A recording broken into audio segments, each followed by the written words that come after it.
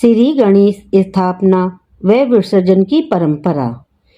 धर्म ग्रंथों के अनुसार महर्षि वेद व्यास ने महाभारत ग्रंथ की रचना करने का निर्णय लिया और इस दिव्य अनुष्ठान को संपन्न करने के लिए वेद व्यास जी ने गंगा नदी के किनारे एकांत पवित्र स्थल का चुनाव किया।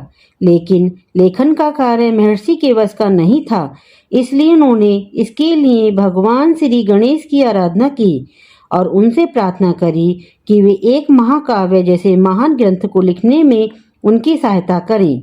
गणपति जी ने सहमति दी और दिन रात लेखन का कार्य प्रारंभ हुआ। इसके लिए महर्षि वेद व्यास ने गणेश चतुर्थी वाले दिन से ही भगवान गणेश को लगातार 10 दिन तक महाभारत की कथा सुनाई थी। महर्षि वेद व्यास जी ने भाद्रपद शुक्ल चतुर्थी के दिन भगवान गणेश की पूजा और लेखन का शुभ कार्य आरंभ कर दिया। महाकाव्य कहे जाने वाले महाभारत ग्रंथ का लेखन कार्य 10 दिनों तक चला और अनंत चतुर्दशी के दिन ये लेखन कार्य संपन्न हुआ। लेकिन जब कथा पूरी होने के बाद महर्षि वेदव्यास ने आंखें खोली तो देखा कि इस दिव्य काव्य के तेज व अत्यधिक मेहनत करने के कारण गणेश जी के शरीर का तापमान बढ़ा हुआ है।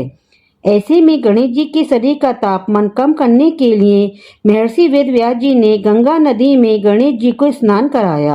अनंत चतुर्दशी के दिन गणेश जी के तेज को शांत करने के लिए गंगा नदी में स्नान कराया गया था। इसलिए इस दिन गणेश प्रतिमा का विसर्जन करने का चलन भी शुरू हुआ।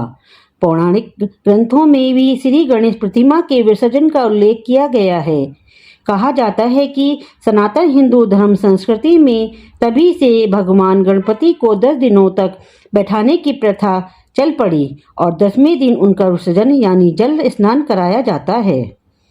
सर्जन व विसर्जन का महत्व। आध्यात्मिक महत्व। 6 सितंबर को सुबह पूजा उपासना के बाद आप विधिवत श्री गणेश जी का विसर्जन करें।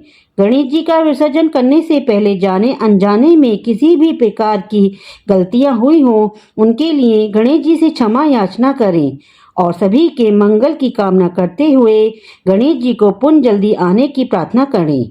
गणेश उत्सव जैसे अनुष्ठान हमें सर्जन व विसर्जन दोनों की कला सिखाते हैं और जीवन के मायने भी कुछ ऐसे ही हैं। जिन्हें सर्जन के साथ विसर्जन की कला सीख ली वह व्यक्ति अपने जीवन में प्रसन्न व आनंदित रह सकता है। जय गणेश देवा। सभी मिलकर बोलिए गणेश भगवान की जय हो।